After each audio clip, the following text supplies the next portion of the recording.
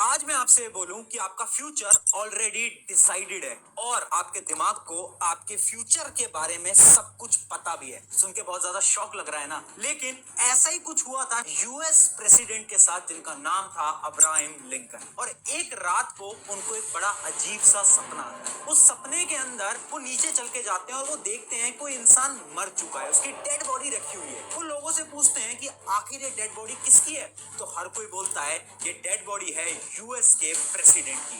और पता है शॉकिंग चीज क्या है कि उस समय पर यूएस के प्रेसिडेंट वो खुद थे। अब कुछ दिनों बाद 14 अप्रैल 1865 पर अब्राहम लिंकन की एक्चुअली में डेथ हो जाती है। तो क्या सच में आपके इस दिमाग को आपके फ्यूचर के बारे में ऑलरेडी पता है? क्योंकि देखो एस्ट्रोलॉजी के अंदर भी तो यही बोला जाता है ना कि आपका फ्यूचर ऑलरेडी डिसाइडेड है। तो चलिए आज समझते हैं क्या फ्यूचर डिसाइडेड है, क्या आपके ब्रेन को आपके फ्यूचर के बारे में पता है, क्या एस्ट्रोलॉजी सच बोलती है या झूठ बोलती है, और क्या टाइम ट्रेवल करना भी पॉसिबल है या फिर नहीं।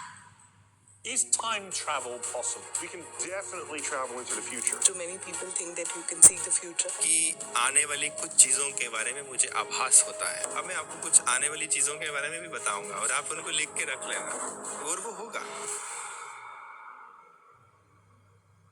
तो हाय एवरीवन, मेरा नाम है प्रशांत। अच्छा अभी ना सबसे पहले तो आप मुझे कमेंट में बताना, क्या कभी ना कभी आपसे किसी ने ये बात बोली है क्या कि अगर आपको सुबह का सपना आ रहा है ना, तो जो आपका सपना है ना वो फ्यूचर में जाकर सच में बदलने वाला है। क्या कभी आपने इस स्टेटमेंट को सुना है? अगर सुना है ना तो कमेंट में यस लिखना, अगर आज तक नहीं सुना तो कमेंट में नो भी जरूर लिखना। बट 90% आप में से हर एक इंसान ने ये चीज जरूर सुनी है, अपने पेरेंट्स से, अपने रिलेटिव से या फिर अपने दोस्तों से। अब इस स्टेटमेंट के हिसाब से तो जो सपना आ रहा है वो कौन दिखाता है? आपका ब्रेन दिखाता है। और अगर सपना आपका ब्रेन दिखा रहा है जो कि फ्यूचर में जाके ट्रू होने वाला है, इसका साफ मतलब है कि आपके ब्रेन को ऑलरेडी फ्यूचर के बारे में पता है ना। पर क्या है सच है? थोड़ा सा इसको साइंस के हिसाब से समझते हैं कि आखिर जब हम सपने देखते हैं तो उस समय पर होता क्या है। तो देखो हमारे ना दो टाइप के ब्रेन होते हैं, एक होता है कॉन्शियस ब्रेन, एक होता है सबकॉन्शियस ब्रेन। जब हम डीप स्लीप के अंदर जाने लगते हैं ना तो जो कॉन्शियस ब्रेन है वो एकदम डाउन पड़ जाता है और जो सबकॉन्शियस ब्रेन है ना वो एकदम एक्टिव हो जाता है। अब ये जो सबकॉन्शियस ब्रेन है ना ये बड़ा इंटरेस्टिंग है। पता है क्यों? क्योंकि इस ब्रेन के लिए टाइम लीनियर नहीं है, यानी इसके लिए टाइम सीधा नहीं है, इसके लिए कुछ भी पास्ट नहीं है, कुछ भी फ्यूचर नहीं है और ना ही कुछ प्रेजेंट है। यानी इस दिमाग के लिए सब कुछ है और शायद ये दिमाग की थिंकिंग पास्ट में भी जा सकती है, फ्यूचर में भी जा सकती है और प्रेजेंट में भी रह सकती है। इसलिए आपने देखा होगा बहुत बार आपको ऐसे ड्रीम्स आते हैं जो कि आपके पास्ट से रिलेटेड है और बहुत बार आपके ऐसे भी ड्रीम्स आते हैं जो कि आपके फ्यूचर से भी रिलेटेड है। और पता है कुछ रिसर्चेस तो ये भी बोलती हैं अगर आपको कोई ड्रीम आपके फ्यूचर से रिलेटेड आ रहा है ना, इसका ये मतलब है कि आपकी फ्यूचर सेल्फ आपको पहले से ही वार्न करनी है कि आगे जाके आपके साथ ये होने वाला है, अभी से ही सावधान हो जाओ। मुझे पता है अभी आपको सुन के बड़ा अजीब सा लग रहा होगा, ऐसा थोड़ी ना पॉसिबल है। इसी के पीछे एक साइंटिफिक रिसर्च करी गई थी जिस रिसर्च का नाम था द लिबिट एक्सपेरिमेंट। एक साइंटिस्ट थे जिनका नाम था बेंजामिन लिबिट। ये न्यूरो साइंटिस्ट थे, दिमाग के डॉक्टर आप बोल सकते हो। तो इन्होंने बहुत सारे लोगों को बैठाया एक रूम के अंदर और उनके सिर के ऊपर कुछ न्यूरो इक्विपमेंट्स लगाए, कुछ ऐसे डिवाइसेस लगाए जो कि उनके ब्रेन के फंक्शनिंग के बारे में बताता है कि उनका ब्रेन क्या सोच रहा है और वो कब क्या बोलने वाले हैं। अब उन सभी लोगों से बोला जाता है कि आपके सामने एक बटन खड़ा है, उस बटन को प्रेस करना है आप सभी को। और जब पूरी रिपोर्ट आई ना उनकी उस न्यूरो डिवाइसेस से तो हर कोई शॉक हो गया था। पता है क्यों? क्योंकि उस रिपोर्ट से उन्हें यह पता चला कि उनका दिमाग ऑलरेडी सिग्नल्स को प्रोसेस कर चुका था उस साइंटिस्ट के बोलने से पहले। यानी उनके दिमाग में कुछ सेकंड पहले ही सिग्नल आ गए थे कि उनको बटन को दबाना है और जब तक तो साइंटिस्ट ने बोला भी नहीं था कि उन सबको बटन दबाना है। यानी उन सब लोगों के दिमाग को ऑलरेडी पता था कि आखिर फ्यूचर में होने क्या वाला है ना। बहुत ज्यादा इंटरेस्टिंग। यानी शायद हमारे दिमाग को पहले से पता होता है ना कि फ्यूचर में क्या होने वाला है। अब यहाँ पर सवाल आता है कि फ्यूचर सच में डिसाइडेड है? अगर आपको एस्ट्रोलॉजी के बारे में पता होगा तो उसमें भी यही बोलते हैं कि आपके जन्म से यानी आपके बर्थ से ये प्रेडिक्ट किया जा सकता है कि आगे होने क्या वाला है। और बहुत बड़े बड़े एस्ट्रोलॉजर्स भी रहे हैं आजकल, तो जिन एस्ट्रोलॉजर्स ने बहुत बड़ी बड़ी प्रेडिक्शंस करी थी और वो आज के समय पर ट्रू भी हुई है। एक ग्रहों का एक समीकरण आ रहा है 30 मई के। ये जो 6 ग्रह आपस में पोजीशन बना रहे हैं, ये वो पोजीशन बना रहे हैं जो पूर्व में महाभारत के समय या बड़े बड़े युद्धों के समय ग्रह बनाते हैं। जैसे कि एक एस्ट्रोलॉजर थे बेजान दारूवाला, जिन्होंने बहुत साल पहले ये बता दिया था कि नरेंद्र मोदी जो कि आज के समय पर प्राइम मिनिस्टर हैं, वो प्राइम मिनिस्टर बनेंगे। बेजान दारूवाला ने कल इंदौर में कहा था कि वो पीएम मोदी का हाथ देख चुके हैं, उनकी हस्तरेखा में साफ है कि वो भारत का विकास करेंगे। पर साइंस क्या कहती है? क्या साइंस के हिसाब से सच है या फिर झूठ? देखो साइंस ये बोलती है कि हाँ एस्ट्रोलॉजी साइंटिफिक तो है, क्योंकि एस्ट्रोलॉजी में जो कैलकुलेशंस करी जाती हैं वो प्लैनेट्स के अकॉर्डिंग करी जाती हैं, तो साइंटिफिक तो है। लेकिन सबसे बड़ा सवाल ये उठता है कि जो हमारा यूनिवर्स है वो एक्सपैंड कर रहा है और बहुत तेजी से एक्सपैंड कर रहा है, और ये जो कैलकुलेशन यूज करी जाती है ना एस्ट्रोलॉजी में, वो 2000 साल पुरानी कैलकुलेशंस हैं जो कि पुराने जमाने में बनाई गई थी।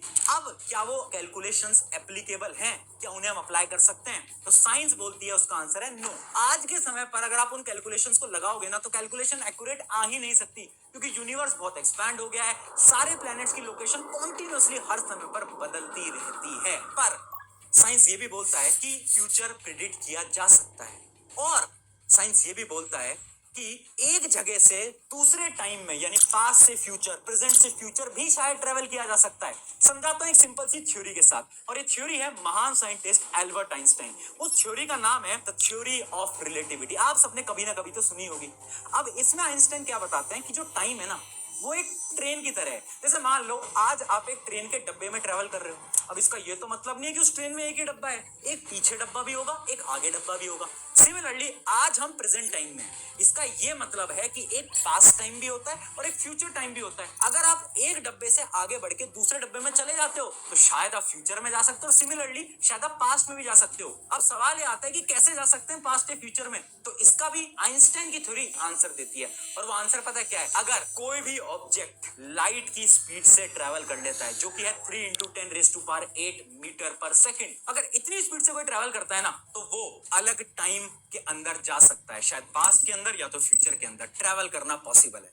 मुझे पता है ये भी बहुत ज्यादा आपको शॉकिंग लग रहा होगा, पर इसका एक बहुत बड़ा एग्जांपल भी है। एक बार एक रशियन एस्ट्रोनॉट जो कि सबसे लंबे समय तक स्पेस के अंदर रहे थे, 879 डेज तक, और उनके हाथ में ना एक एटॉमिक वॉच पहनाई गई थी। वो एटॉमिक वॉच क्या होती है? एक ऐसी वॉच जो कि ग्रेविटी से अपने टाइम को चेंज नहीं करती, एक ऐसी वॉच जिसका टाइम अर्थ के हिसाब से एकदम एक्यूरेट है, वो बदलेगा नहीं। और पता है जब वो इतने दिनों बाद अर्थ पे आए और उनकी वॉच का टाइम देखा गया तो हर कोई शॉक हो गया, क्योंकि उनकी घड़ी 0.02 सेकंड्स पीछे चली गई थी, यानी वो अपने फ्यूचर के अंदर एंटर कर चुके थे। राजस्थान बोर्ड के आर्ट्स के बच्चों चली गई थी, यानी वो अपने फ्यूचर के अंदर एंटर कर चुके थे। उन्होंने एक्चुअली में थोड़ा ही बहुत लेकिन फ्यूचर के अंदर टाइम ट्रेवल करा है।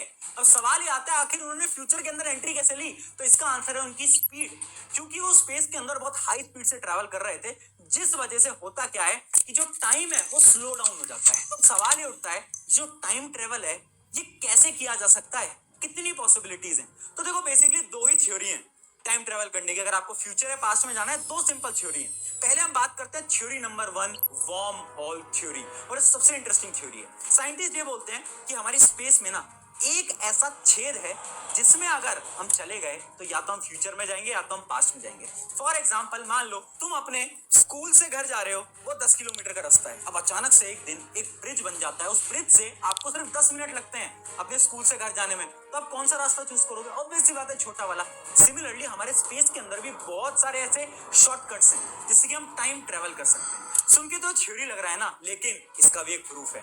ऐसा ही कुछ हुआ था फ्लाइट 914 के साथ 1955 के अंदर। ये जो फ्लाइट थी ना, ये न्यूयॉर्क से फ्लोरिडा के लिए निकली थी, यानी न्यूयॉर्क से इसने टेक ऑफ तो करा था। ये अच्छी तरीके से उड़ रही थी, इसके अंदर बहुत सारे पैसेंजर थे, लेकिन अटलांटिक ओशन के ऊपर अचानक से ये फ्लाइट गायब हो जाती है। सबको लगता है कि शायद फ्लाइट क्रैश हो गई होगी।